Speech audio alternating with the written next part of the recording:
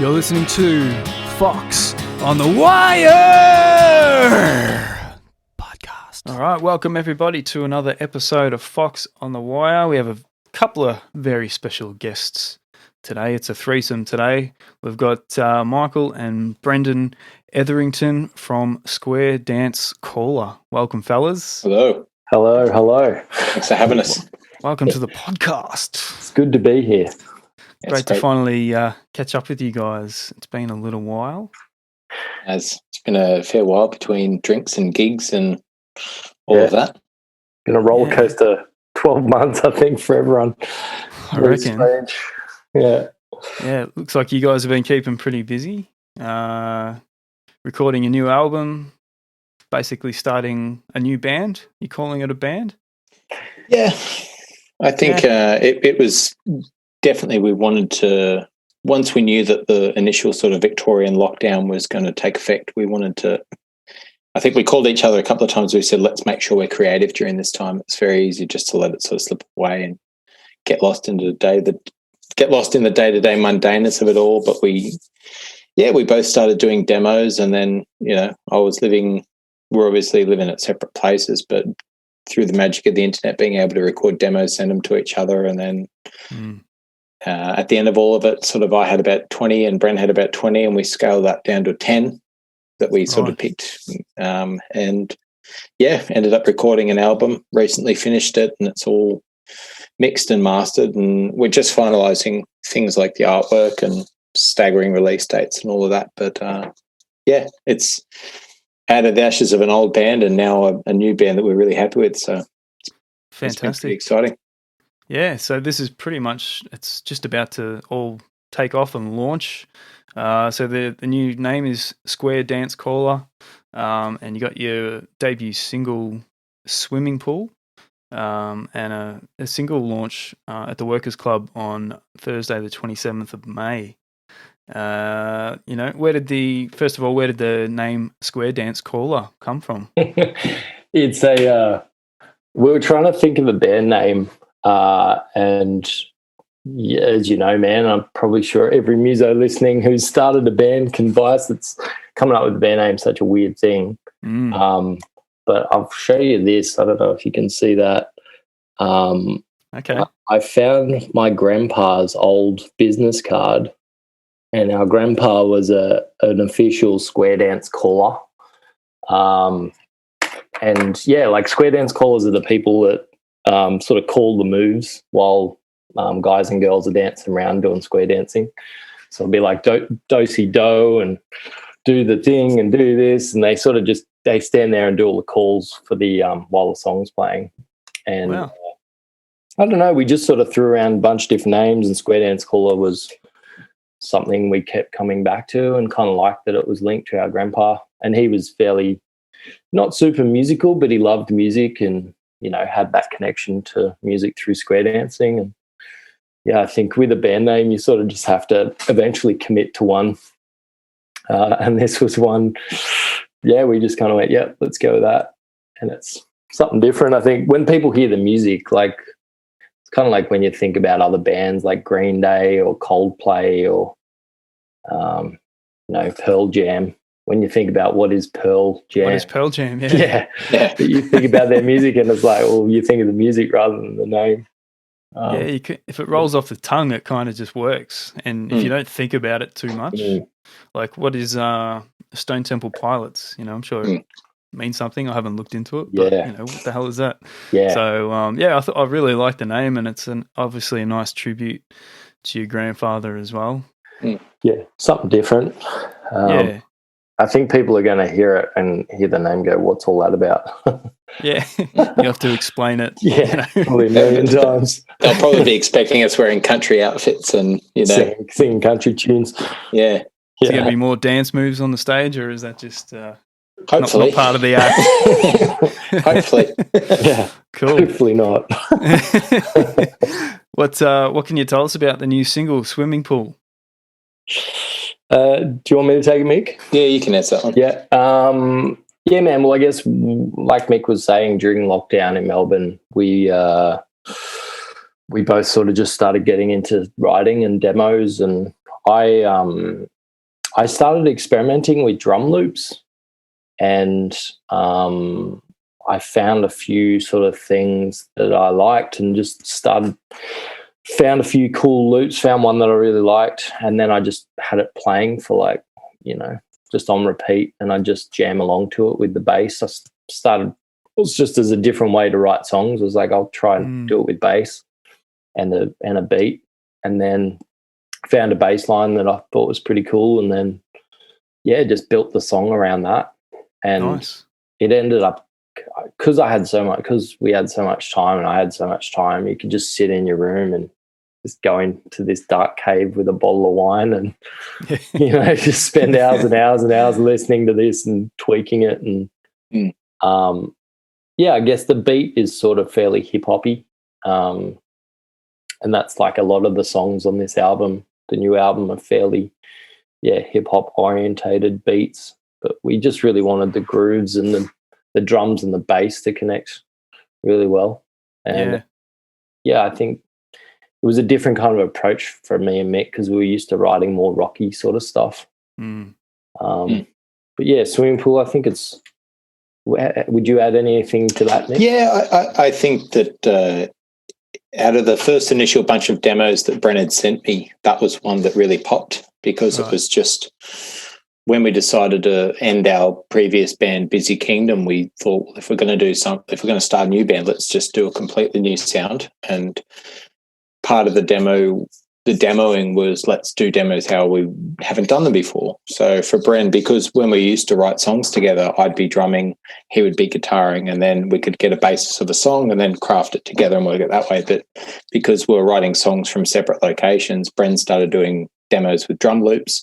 I was still able to have a kit and do stuff with the kit, but Swimming Pool in particular is one song that almost sort of, once we heard that, we thought that's a good starting point to sort of almost work the album around, in terms of, it was very moody, it was very beat driven, it was very sort of, the driving force of the song is the bass line, which was very, it is a very sort of hip hop kind of thing where you can pretty much do a song with drum and bass, just a bit of a, melodic rhythm on a bass and then a nice beat. But it was something that Brent had done the demo of, and then we looked at it again and changed a couple of little things, but not really much. Pretty much what the demo is, we re-recorded it, and that's now what the single is.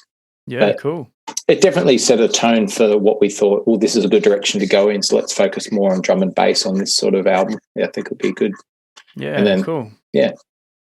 So your previous band, Busy Kingdom, I guess I kind of imagine that you guys, when you wrote songs, it was mostly both of you guys sitting in the same room, jamming on guitars, or, guitars and drums, and sort of working it out together there on the spot. Would that be the case for the most part back with Busy Kingdom? Yeah, for most of it was. It was an idea would come up, or a line or a lyric, and then it would be a jam. And because my first instrument was drums, and I played drums for about probably close to 8 or 9 years, and then I started playing guitar when we started Busy Kingdom. So when we would have ideas for songs, it was always handy that I could sort of come up with a rhythm and say, Brent could jam on guitar and I could play on drums, and we could sort of flesh out a song that way. And then I could pick up the guitar and we could work out vocal harmonies and lead parts and that. But this time around we were able to sort of work on 1 or 2 songs out of lockdown just to finish them off. But that was sort of how we used to do it, and that was how we used to doing it for about 8 or 9 years, however long Busy Kingdom was. But this just felt like a brand new way of looking at songwriting, and we felt like it was, like I mentioned before, if we're going to do it something new, let's just reinvent how we do it. Everything different, as long as it's different from what we used to do, it's a good thing. Yeah, it starts to get a bit stale, or it feels like it gets a bit stale doing the same thing, the same songwriting approaches as you normally do it. So I guess this would have been pretty exciting for you guys, sort of coming up with your own ideas and then sending them to each other and putting them together. It must have been pretty hard to. Did you say you had 20 songs each? Around about 20 each, yeah. Must have been pretty hard to squeeze it down to 10 between you. Yeah, I think we're always writing demos. You know, I think we both love doing demos, and I think, you know, with songwriting, the trick is just write as much as you can, and not all of it's going to be good. But if, you know, the more you write, the more you can get the bad ones out. So eventually a good one comes along. And, yeah, I think we sort of, with this new project, like we're going to release another 2 albums this year in 2020. Wow. Sorry, 2021. Still feels like 2020, doesn't it? Was there a 2020? I don't know. But yeah, we're going to do another 2 albums. So we thought, wow, let's pick the top 10 and keep writing. And then when we're ready we're going to start recording the second album soon. And I don't know, we're both big fans of prolific songwriters too. Like, it seems like back in the sort of 60s and 70s, bands would pump out albums sort of yearly or every 18 months at the max. Whereas these days it's like 3 years like so many bands, it's like, man, 1 album every 2 or 3 years. And it's, you sort of think about the Beatles, like they were only around for about 8 years or something, and they did their whole catalogue. It's crazy. Yeah, same with Zeppelin. I mean, between was it 68 or 69 to I think 1979 was the last album, maybe 1980 or so, when John Bonham died. And you know, how many albums and how many great songs and very different albums are in that 10-year period. Not to mention the tours and all that stuff. It's pretty incredible. With a lot of the songs that we wrote as in demoed, it was almost like we had nearly 3 albums worth of stuff. But since then, we're still writing and demoing songs. But it was a song like Swimming Pool that came along that we thought, well, that's a good idea to set the tone for the album. Right. But then we thought, well, for the next album, like we've got about 9 songs that are sort of semi-acoustic singer-songwriter kind of songs. And we thought, well, what's to stop us doing a singer-songwriter album next? And then if we feel that the vibe of the third thing we do will be different, it's, you know, see where it goes. I think with the freedom that we have now, you know, not being restricted by anything, but just sheerly write what we want to write, you know. And we recorded the whole album together, just the 2 of us. We did everything on the album together.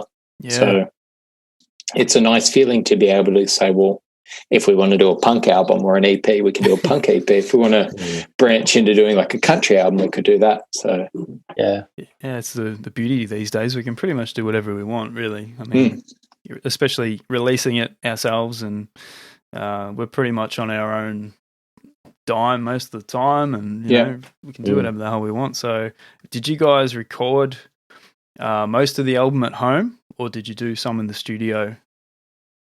Yeah, we did. There's a little studio up in Sunbury called Sound System Studios. Oh, it's a beautiful place. Yeah, it's cool. It's weird because when we first walked in there, it's not massive. It's pretty small, and sort of went in, checked out the room to do drums, and we're like, oh yeah, it's okay. And then we thought we'll bring the drum kit in to try it, and it was just such a huge sound for like a fairly small room.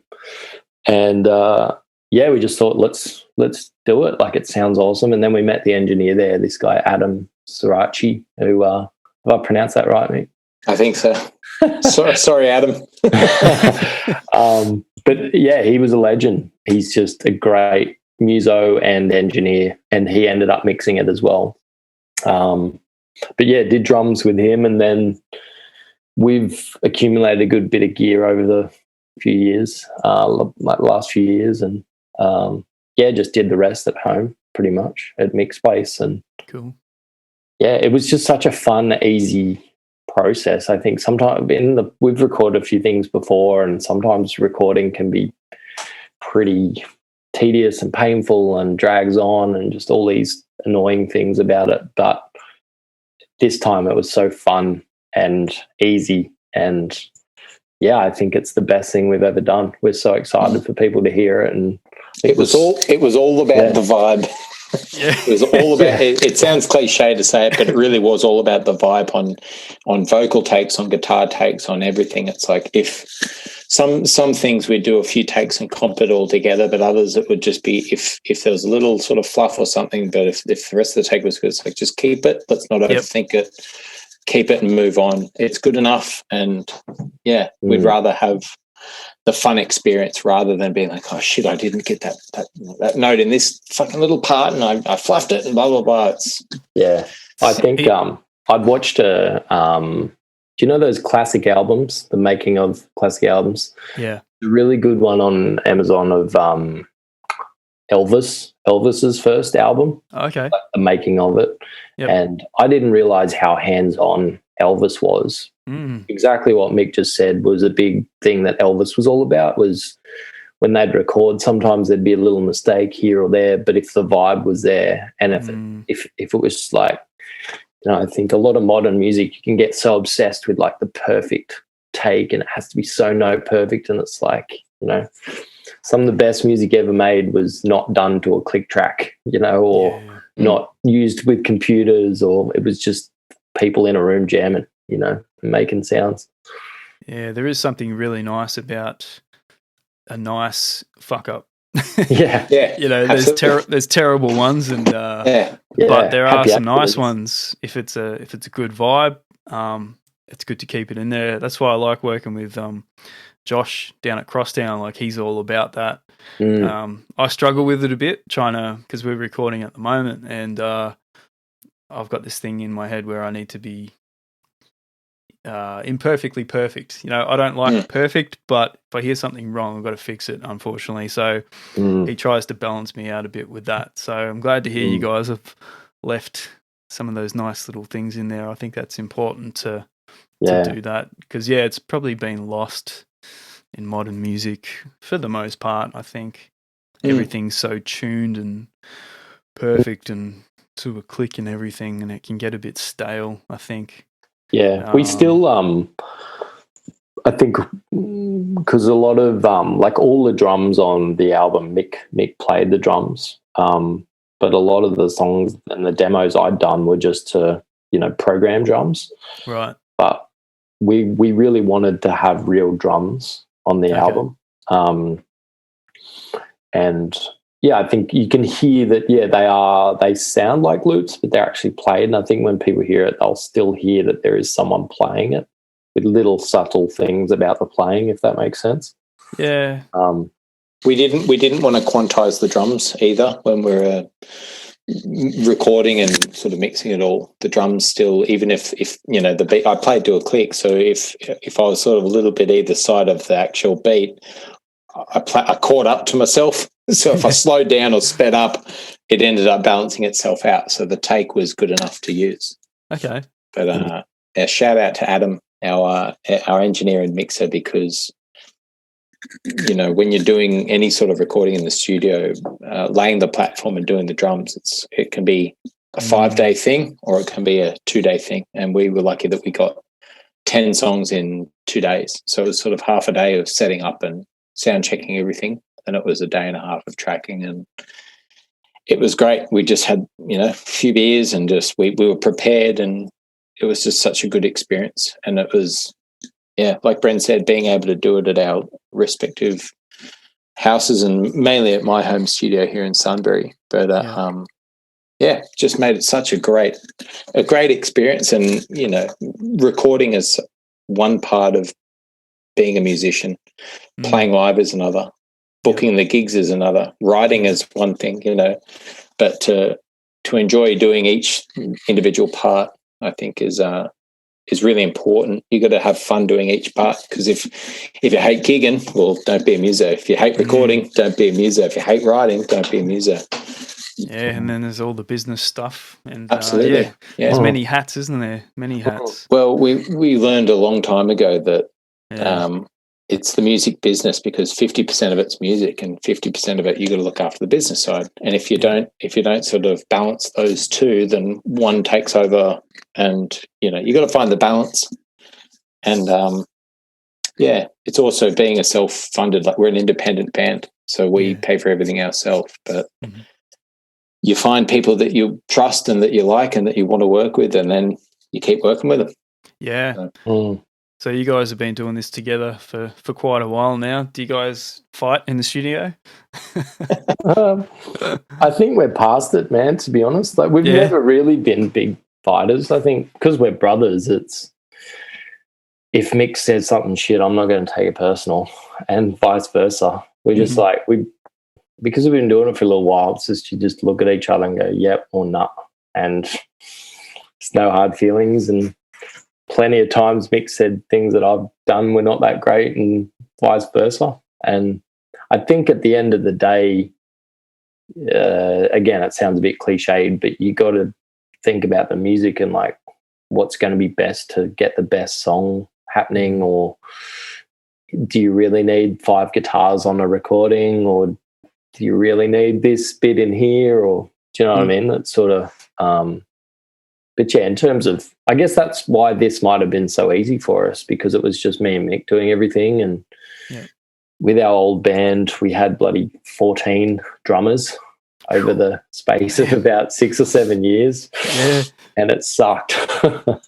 And it also sucked because Mick is a really good drummer. And so you don't want to be that guy that's sort of standing going, well, you could play it a bit better, or, you know.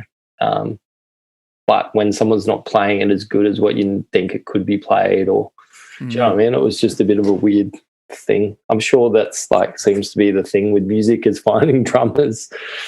That's kind of how Taylor Hawkins might feel in the Foo Fighters with Dave Grohl up the front. Yeah, he's sweating. Yeah, I reckon. Geez, he did all right. So, I can only imagine how nervous your, what was it, 14 drummers would have been? 14, man. 14. That's crazy. It was pretty, but see, the thing that through our whole journey of music, it's been me and Mick have kept going, and I think being brothers, it just makes it easier.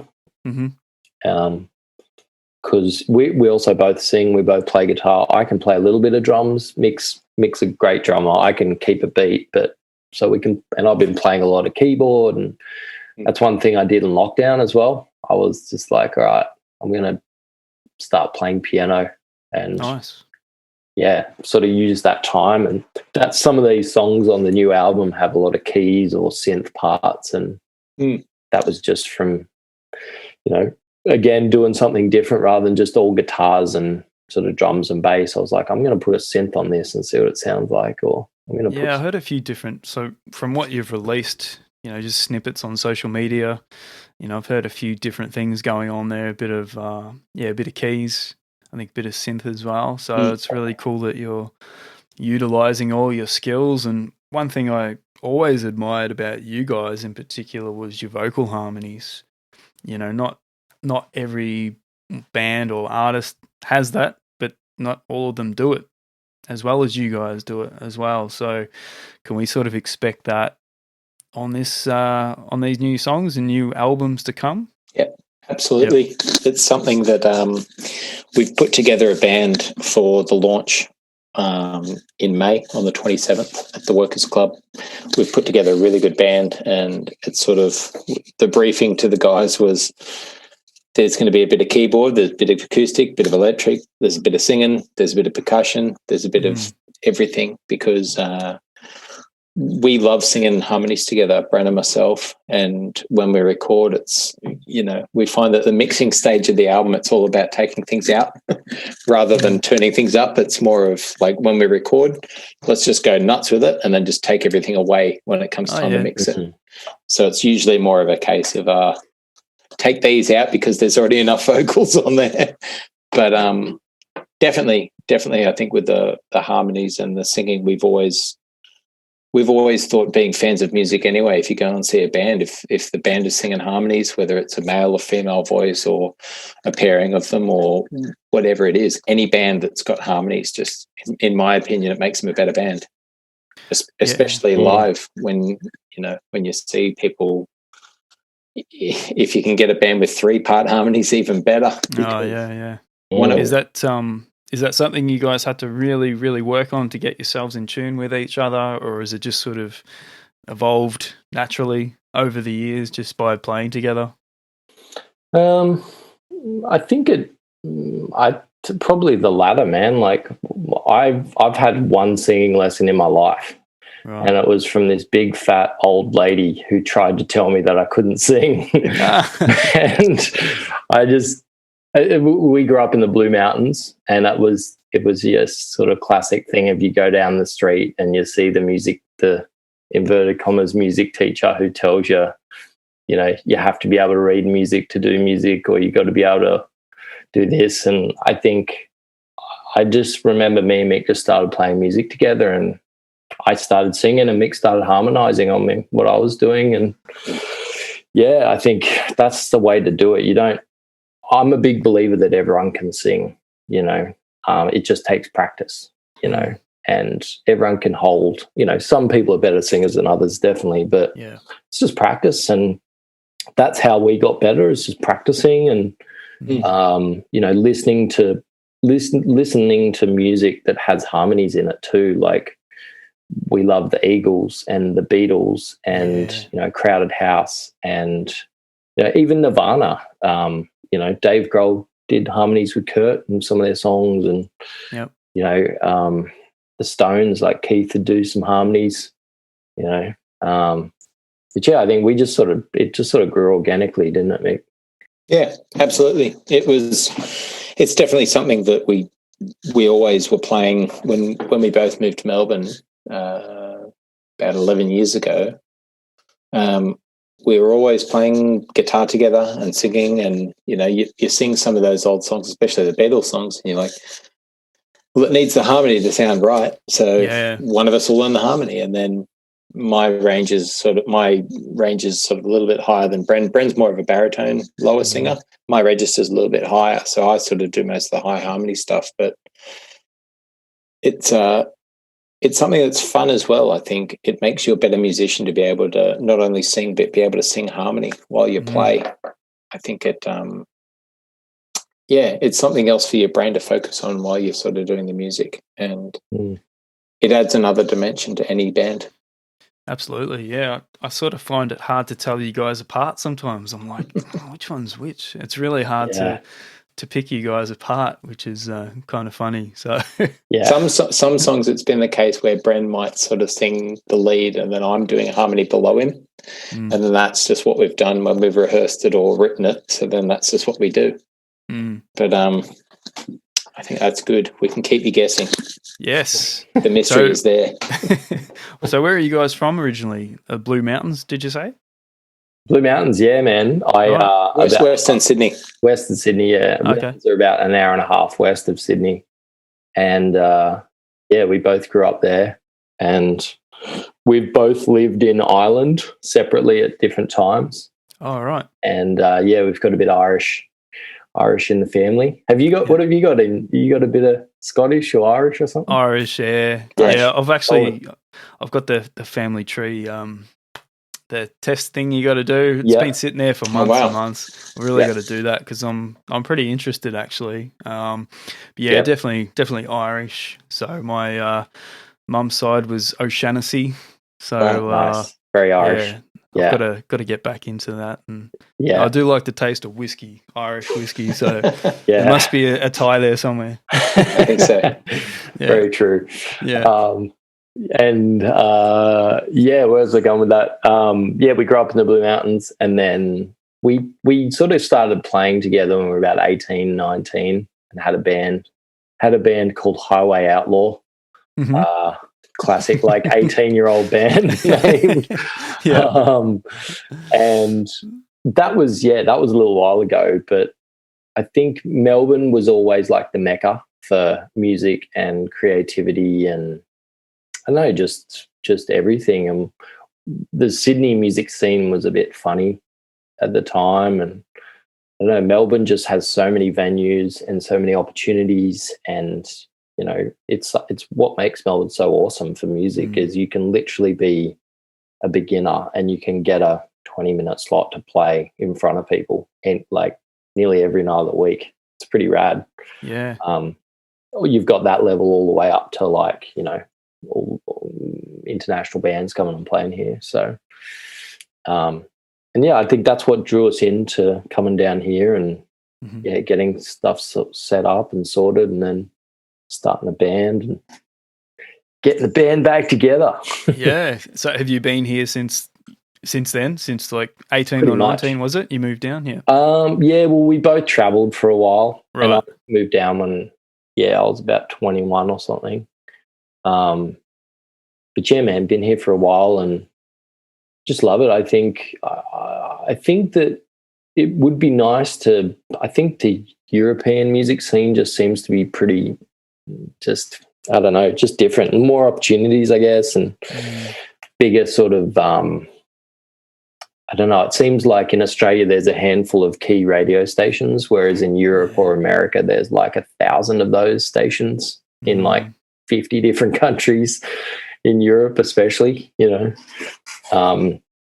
So no, I think for us, we'd love for these new songs to get heard over there, and if we can tee up a tour or something, get over to Europe when COVID pisses off, we can. Yeah, it'd be cool to do that, I think, for sure.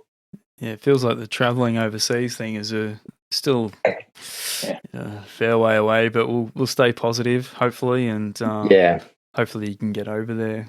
Yeah, that was sort of when we were writing these songs. That was a bit of an inspiration as well, because it was such a weird time. It was when we wrote most of these songs. It was during the hardcore lockdown in Melbourne, where it was like 3 months or 4 months, and like there were times when it was like you couldn't even go out at bloody after 8 o'clock at night or something, and it was just a very weird time. Yeah. And one of the songs on the new album's called Heavy, and I just remember just the world was in such a heavy place at the time, and it was when old mate Trumpy was doing his thing in America, and the world was just pretty chaotic. And I think some of the other songs on the album too are just very influenced by isolation and, you know, having time to reflect.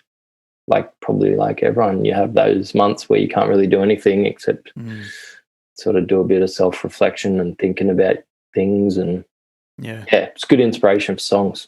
Yeah, it's a weird time. I think it'll be even stranger looking back at it in a few years. Yeah. If we sort of do get back to normalcy. But was there another kick-ass musician that you guys inspired to move down to Melbourne as well?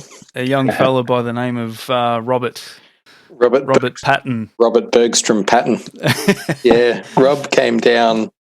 I grew up with Rob back in the Blue Mountains, and he went to the same high school as Bren and me, and he was in my year at school. He was always he taught me a lot of guitar stuff, actually, Rob. Okay. And when he came, he wanted to come down, and I think he came down for a holiday or for a weekend or something and checked it out and liked it, and then ended up moving down and became, you know, he met people like yourself and a bunch of other Melbourne musos and got amongst the scene. And now, he's recording and recorded and gigged, and he's got his own musical career down here, which is great. Yeah, he's all over it. Yeah. The way I met him was kind of accidental. I think it was, I don't know, maybe 2018 or something. I had a gig lined up at, where was it? Swamplands in Thornbury there. And I had a friend of mine from Tasmania flying over that day to come and play as well, Rod Fritz, and he got stuck at the airport. So he never made the gig. But Rob was playing at, I think, the early shift at like 6 or 7. So he was already there playing. And I think it was just us two for the rest of the night. So I sort of got to know him that way and thought he was pretty cool straight away. And been sort of mates or, you know, whatever ever since. So, and he was one of the first guests on the podcast. That's right. Here. Yeah. And I've got to get him back on, I reckon, pretty soon and have a good chat with him. But really, really nice guy. So shout out to Rob if he's listening. Yeah, well, that's be. that's one of the beautiful things about coming down here is that we had another friend, Chris Tomczyk, that came down. He's got a group called Thaxali, and he now lives in Denmark, and he's still making music, and he's done a few EPs and stuff. But for him to come down, meet a few people, and then within the space of a few weeks start gigging, and then meeting a connection of, friends and musos that you can sort of start getting regular gigs and calling them on to support you and you support them. And that was what drew us to Melbourne, was the whole music scene. Like Bren mentioned before, when we were in the early days of playing in bands, the Sydney sort of scene was a bit dire, I think. Not even dire, it was difficult to get a gig in a spot that sort of had enough other local venues around. Like in Melbourne, you could play somewhere like Collingwood that's got, Smith Street, and then next door is Fitzroy. But between Smith Street and Brunswick Street, there's probably about 10 places you can play. Yeah. Same with St Kilda. There's about 5 or 6 places there you can play. Brunswick's got about 20 places alone on Sydney Road that you can, if you really want to come down to Melbourne and gig, it's like you can get a gig 5 nights, 6, 7 nights a week. You can play every night if you really want to. Yeah. And it was, having the whole of Melbourne shut down was, as Bren mentioned, a big source of inspiration for the album, and just to reflect on what we have done, what we want to do, and then what we can do. Yeah. So, if you think back, what are we now, 2021? Oh, it's probably 7 years ago or so now. Like, I'd play lots of gigs with you guys, and we'd sort of share a bunch of different bills, and we were playing pretty much every week. Not necessarily the same gigs, but, it was really pumping for a few years there, and that's sort of when I met you guys, obviously. Yeah. Through, one of your bass players, Curtis Artolino. Yeah. Curtis. Yeah. And, it was a really, really great period for live music, I felt. And, to just have it stop last year. I don't know about you guys, but I haven't played many gigs in the last 12 months, and it's really strange. Obviously, you guys have been really busy recording and stuff. But have you missed the live music? Have you really missed it in the last 12 months? Yeah, I think, because even if we weren't gigging, just to be able to go out and see live music, it's been weird not to be able to do that. I think for us, I remember sort of towards about a week or maybe a few weeks into the lockdown, I just thought, this will end eventually, and it's like, what can I do to make the most, or what can we do to make the most of this time? And because we knew that, okay, well, gigs aren't happening at the moment, gigs won't be happening for a little while. And so we just thought, let's get stuck into demos, and then even as the lockdowns and all that stuff has sort of eased up, we just thought, let's focus on recording. And I think that's been a bit of a different take we've done with this new band with Square Dance Caller. We just thought, let's focus on the songs and recording and writing, and rather than gigging just non-stop every week, let's just do a couple of launch gigs and pump the music and do the sort of behind the scenes stuff. And like I said before, we really wanted to release, we want to release a lot of stuff. And I think that was one thing we'd done with our old band. We always overthought it too much. Yeah. And I think that's a bit of a trap as a muso you can fall into, is just overthinking, because you hear all this stuff. You got to have a release plan, and you got to do this, and you got to do that. And it's like, and I remember when we were doing with our old band, it was like, you get so caught up in the behind the scenes stuff that you forget that it's all about the music is number one, and everything else is number two. But because there is so much stuff to do, there's the socials and the website and the this and the photos and the videos and the blah blah blah, and it's very easy to get caught up in everything else except the music. There's so many boxes to tick underneath all those hats we've got to wear, and then to line it all up perfectly and all this sort of stuff. It's pretty stressful. sometimes. And yeah, you're right. You probably get too caught up in it. Yeah, I think it was for us. That was the thing we thought with this thing. It's like, let's why not release a few albums in a year? Like we haven't done that before, and me and Mick have written so many songs that no one has ever heard. Yeah, and looking back, it's like, why haven't people heard half those songs? Because we just overthought it, or we didn't think they were good enough, or blah. You just get into this sort of thing where it's like, no. For this thing, we thought, everything we used to do, let's do the opposite. Yeah. Cool. That's sort of the way we went. Well, very exciting new band, Square Dance Caller. What else can you tell us about the single launch? Who have you got supporting?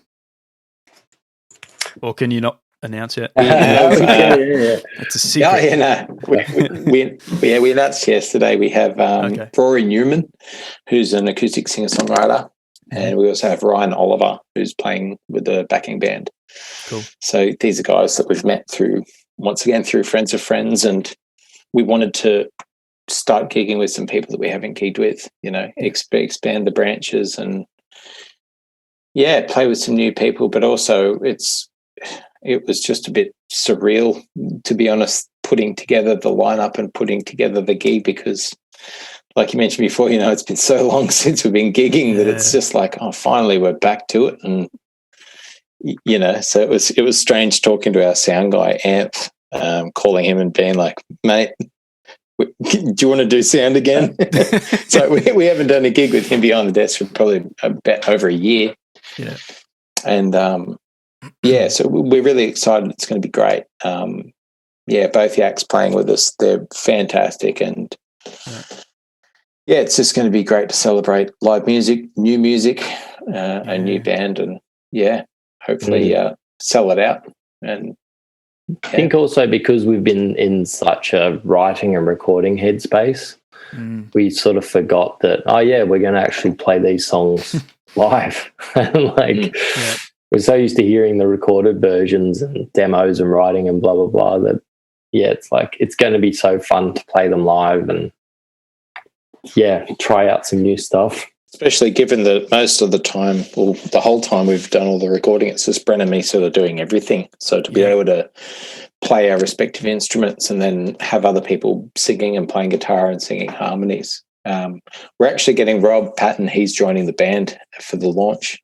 Sweet. We've roped him in. So him, and we've got another guy, Matt Blair, and we've got Drew Hancock from Honeybone as well. So we've put together a great band of talented musos that we're really excited to, play live because, hearing the song so much and, yourself, Craig, where it's like, you write a song, you demo it, record it properly, show it to the band, they play it, then you got to rehearse it, then you got to go out and play it a lot. It's like you sort of get sick of hearing the same songs that you've done all the time, but to hear these played by a full band with all the parts, it's really exciting, and we're really excited to show everyone what the album in full. Fantastic. Well, I've heard snippets, and if you go and check out Square Dance Caller, you guys have got Instagram and Facebook. There's little snippets of what you can expect. We're keeping the fans guessing. That's the way to do it. The pre-sale link, we just put the pre-sale up today as well. So we've already sold quite a fair few tickets in the last sort of 24 hours already. So people are keen, get in because it will sell out. Sick. Well, I better get my ticket then. Mate, we'll put you on the door. Oh, wicked. You got one sorted. I'll put a link in the show notes for the event page and your socials as well. We'll try and build it up a bit. So that's May 27th. That's a Thursday night at the Workers Club in Fitzroy. Haven't been there for ages, so I look forward to getting down there, having a few beers. And they're back at capacity too. Oh, wicked. So it's going to be good. That's one thing we're sort of holding out for is we didn't want to play to like 50 people sitting down. We wanted to play to, a full crowd. So, it's going to be good. Okay, awesome. Well, Mick, Brendan, great to catch up with you guys. It's been a while, so I look forward to catching up in person at the single launch. And it'll be good to see you guys play again on stage and hear some new music. thanks for coming on the show. Absolutely. Thanks for having us. And man, hats off. Keep doing what you're doing. It's rad. Yeah, we're loving it. Really cool. Digging it. Thanks, guys. Good to see you. Yeah. Cheers, bro.